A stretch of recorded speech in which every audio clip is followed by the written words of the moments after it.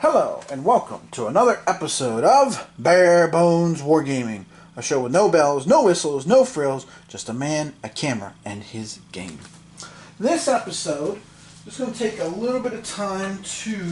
Where did I put the lid? There it is. Take a little time to talk about and expand on some of the solo ideas I was mentioning in my last video that I've been working on for the game Flat Top by Avalon Hill Games and designed by S. Craig Taylor. So, as you can see, I have the game set up here in front of me, and I've been tinkering around with this using the Coral Sea scenario because I'm trying to find a way to make this work solo. And to be honest, I've been drawing inspiration from both the Victory Games Carrier, which I did some videos about recently, also Fires and Midway, and some other ideas I've had just kind of floating around in my head about it. So what I'm going to do with this video is just kind of share with you my thoughts, what I've been working on. This is obviously going to be a slow process. It's going to take some time, but I'm hoping to kind of keep the essence of Flat Top without making too much adjustment, but also make it so you can play it solo as well. Because again, it's such a neat system, and with the extra scenarios you can find in the general, which I believe is issues 18.6, which has the Relief of Wake among other ones, and then 26.5 I think is the other one that also has a couple of extra ones as well. It's just a game that it's hard to play solo. It really is. It really is a true two-player game. So I've been working on it because, again, as I've said, I'm primarily a solo game player for the most part. My wife plays a few games, not too many war games. Her war games are kind of limited to History of the World, Spheres of Influence, and Black Orchestra, if you consider that a war game, and Twilight Struggle, which I know that one really is a discussion about whether that's a war game or not. So most of my core war games, though, it's all me, so to speak, as it were. So anyway, so let me share with you some ideas here. Then we can have some discussion, some feedback, some thoughts about it.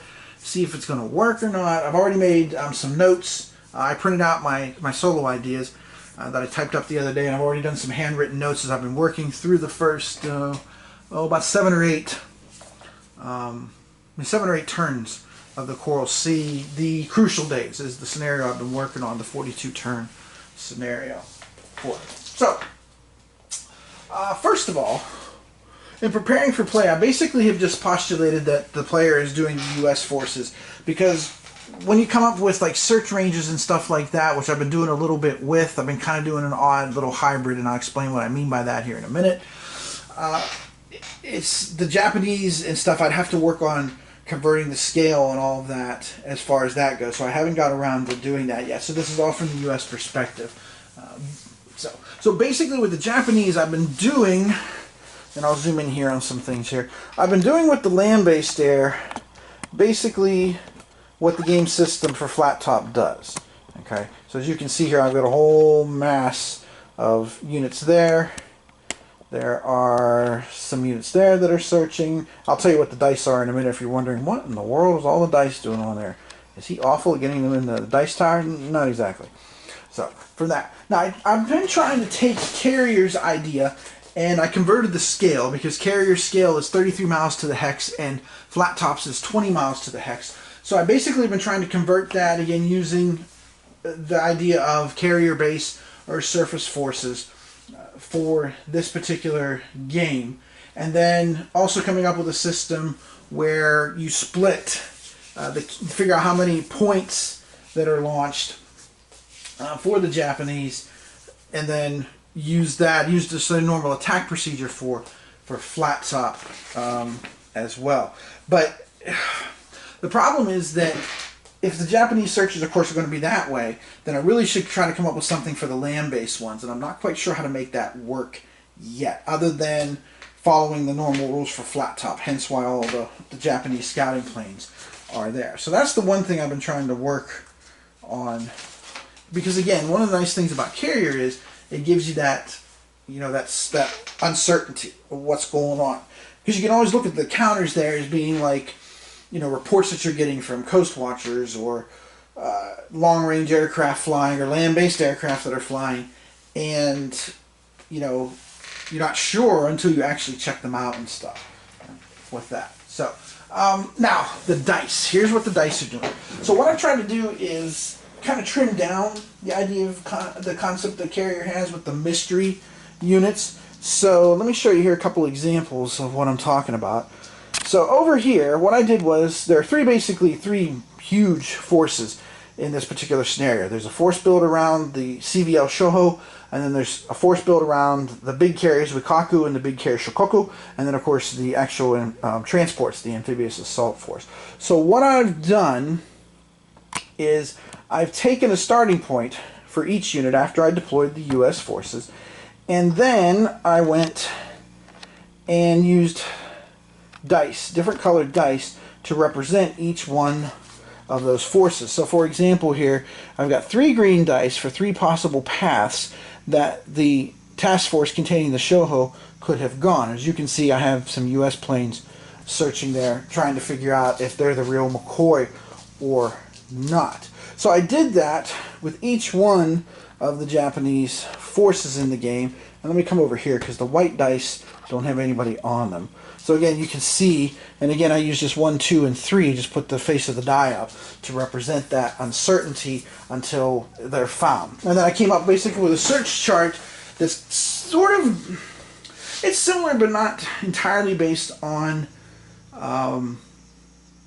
the idea of the contact and location chart from Carrier, but I did make it a little bit different as far as the search planes flying and when they come into contact, whether it's a firm sighting, a possible sighting, or they completely missed it, and of course modifiers for the clouds and stuff, because weather does play a big part in this particular game. And if it's a possible sighting, then the US air unit can double back on its next turn and of course try to do that, and then it gets into the shadowing, which I came up with a table for shadowing as well too, based on a 10-sided die. And US planes, depending on the roll, can either continue shadowing, they lose contact, but they can try to reacquire next turn. And then enemy fighters are spotted, so they basically have to duck into clouds and attempt to reacquire 2 turns from the current turn that's going on right now. The other thing that I tried to introduce with these solo rules was the idea of submarines. Now, submarines are optional rules in flat top. So what I did was, because I was thinking about this, you know, when you think about it, and if you know background about the Pacific Theater, you know, the Saratoga got torpedoed how many times? And, you know, it seemed to be always under repair. The Wasp was sunk by a sub, fully functional Wasp. The crippled Yorktown, after the Battle of Midway, was sunk by a submarine. So what I did basically, and again, all this is just very rudimentary, it's just experimental, just trying to slog my way through it, is basically, and I'm not sure how often I'm going to do this.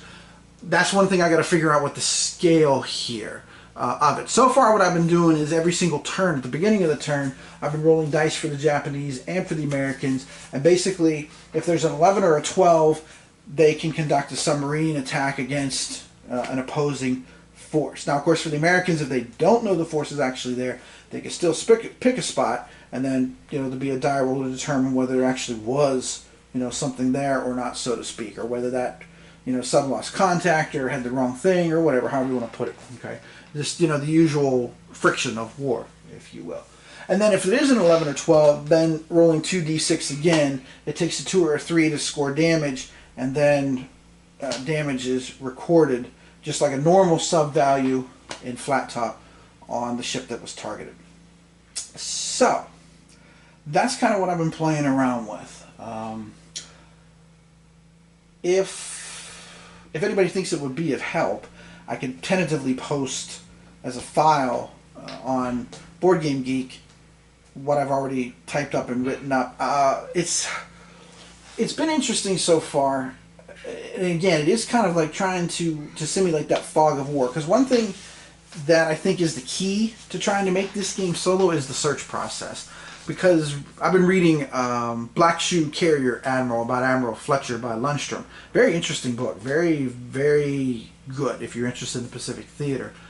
and it's going to cover all the major battles Fletcher was part of: the Coral Sea, Midway, and the Eastern Solomons, which is basically 3 of the 5 major carrier clashes of the entire war. And it's interesting to think that, we think about carrier warfare, in the Pacific and stuff, but technically speaking, there was only 5 major carrier clashes in the entire war. It is mind-boggling when you think about that, as much emphasis is put on it. Anyway, so my point being that the one thing I've noticed is the searches. I've been really critical, especially the early part here of the Coral Sea, which I've just been reading. I'm right around May 4th, May 5th, right before the whole clash begins. And it is interesting that whole bit with the searches and stuff. So if I could come up with a system that would let me search and abstract the searches, then I could go ahead and just use the regular airstrike rules for flat top, for like bombing bases, bombing ships, and things like that. That would be nice, but trying to convert that might be a bit of a bear. However, what I have done is I have tracked down and am getting my hands back on, because I didn't realize it at this time. Some of you may be familiar with some of the Smithsonian series of war games that were made by Avalon Hill. I believe there was one about the Bulge, one about D-Day, and then there was one about Midway and Guadalcanal. I used to own those, and I never realized that those were designed by the same guy that designed Flat Top. And apparently it is much more of a stripped down system.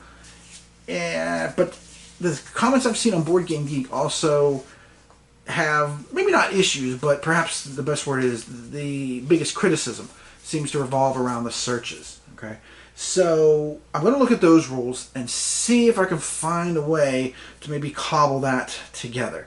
This is kind of tricky business, but if I could find a workable solo system for this, it would be terrific. So I'm going to take a look at those as well, and see if those 2 games, also again designed by S. Craig Taylor, see if I can make those systems maybe work with this, or see if I can extrapolate them, or not extrapolate, that's not the word I want, graft. See if I can graft it onto this in some way, shape, or form. Because, of course, again, the big benefit of Flat Top is all the scenarios. Because those issues of the general, I want to say the one magazine had like 6 bonus scenarios, and the other one had like 3. So that's a lot. That's 9 more scenarios on top of, how many scenarios are here? Let me just take a quick peek. There's 5 here. 5 altogether in the original Flat Top game. So that's kind of what I'm looking at right now, and that's what I'm thinking. So again, any comments, any ideas, any feedback? Because again, I know, significant. Let's use the word significant, because I think that's a fair word. A significant amount of people do play their games solo. So cobbling together a solo system for this would be really awesome, particularly since I've, again, been reading Lundstrom's book, and at the beginning of chapter 9, I believe, about focusing something with Nimitz, his name's in the title of the chapter. He was talking about the Japanese Indian Ocean air raid, where they went there in April of '42 and basically pounded on the British, but never followed it up. And he basically was speculating, maybe not speculating, but in his analysis, perhaps as a more fair representation, in his analysis, if the Japanese had not gone into the Indian Ocean, but instead had sent those 5 carriers, because one of them was being repaired in Japan. I forget which one. It was either the Kagi or the Kaga, I believe. But if those 5 had been sent into the South Pacific in April of '42, before the Doolittle raid and all that stuff, basically, all the U.S. had was Fletcher's task force down there. Task Force 17 built around Yorktown, especially with the Doolittle raid, with the Hornet and Enterprise committed there. And again, the Lexington was being resupplied and all at Pearl. And the Saratoga was, well, again, the Saratoga had some damage on it.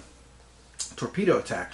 So basically, he's like, those 5 carriers would have steamrolled, which means the Japanese would have taken over New Guinea and taken over the Solomons, and then possibly, threatened that lifeline between Australia and the United States, which was on their radar. There was a big fight, apparently, between the combined fleet and the Naval General Staff over that. I'll have to look into that more, because that is rather fascinating. So anyway, those are some of my solo ideas I've been doing, trying to make this work for a viable solitaire option, because it is such a great system. if you're looking at, because again, Carrier is wonderful for what it does, and it does have scenarios, and it does have the random scenario generator, but trying to and maybe I'm wrong about this, but trying to take that system and apply it to like the wake relief effort and stuff, maybe that wouldn't work so well. And then of course the other thing is with this, ultimately, and I have to look at those scenarios more carefully, but at some point maybe even designing my own scenarios for climbing the ladder towards Raboul, and then of course eventually they bypass it and just pulverize it with air power. That's another thing that I've been thinking about too, because I've been struggling trying to find a game that really simulates that campaign, because I'm quite frankly I'm very curious about it, because basically it took an entire year. Raboul was not considered basically neutralized as an air base until November of 1943, November the 5th, I believe, from what's his name, Paul, what's over here? Hold on. Yeah, Dahl. The Battle History of the Imperial Japanese Navy, if you look at that chapter, that basically was when Raboul was pulverized. So it took all of 1943 just to climb the ladder. And I know you can argue resources in Europe and stuff, but still, it was some tough slogging. So I'd like to take a look at that too. And the Japanese poured so much effort into that. And of course, eventually in April of 43, Yamamoto was shot down and all. So to me, it is an interesting campaign, because it kind of draws the curtain on the first act of the Pacific Theater War. Or maybe you could say the second act. The first act might be the Japanese running wild, and then the second act being, all those battles in 1942 and into 43, before, of course, the United States really started to get the upper hand, and then just started the island hopping campaign and just started pounding away at Japan. So anyway, those are my solo ideas. Tell me what you think. Let me know if you think it'd be a good idea to upload what I have, which is not much. It's about 4 pages worth of stuff right now, to Board Game Geek, if people want to look at it concretely. And we'll go from there. So I'm waiting on those games to come. And, of course, then I'm going to have to take time to take a look at them. So I'm going to move this from my main gaming table to my auxiliary one. Yeah, I have an auxiliary gaming table in my man cave. I have 1, 2, 3, 4. I've got 4 big tables down here that have different variety of activities going on at any given moment. Yes, I am a very lucky man to have such a big space to be able to game in. So, and my wife is very cool too as well. Because when we were searching for a house, we specifically tried to find someplace that had a nice sized man cave for me and all my, well, I mean, let's admit it, guys, we just get bigger and our toys get more complicated. That's just the way it goes. So anyway, all my cool stuff that I have here. So what I'm going to do, I think what I'm going to do here, because as I wait those games, I did get my big bundle the other day, but I might toy around with Islands of the Damned and show you that one, because that's such a fun game. That's an Against the Odds magazine game. Actually, 2 games in one. First one's about Wake Island. The second one is, oh shoot, it escapes me, but it's one of the U.S. landings. It might be Peleliu, but I'm not 100% sure. Saipan? One of those two. Anyway, been toying around with doing that for my next video, so we'll see. Alright, so thanks for watching, and thanks in advance for any feedback that anybody might have about some ideas here, so we can maybe, again, kind of work this out together, even as a team, and come up with something that's a viable solo option for making this all work, and turning this into a good solo experience for the Lonely Admiral, if you will. So, this is Tim Korchner from Bare Bones Wargaming, saying I'll see you next time, probably from somewhere again in the South Pacific, more than likely. Yeah, it's probably going to be Islands of the Damned, who am I kidding? But it may be one of those other games. So, alright, thanks for watching, see you next episode.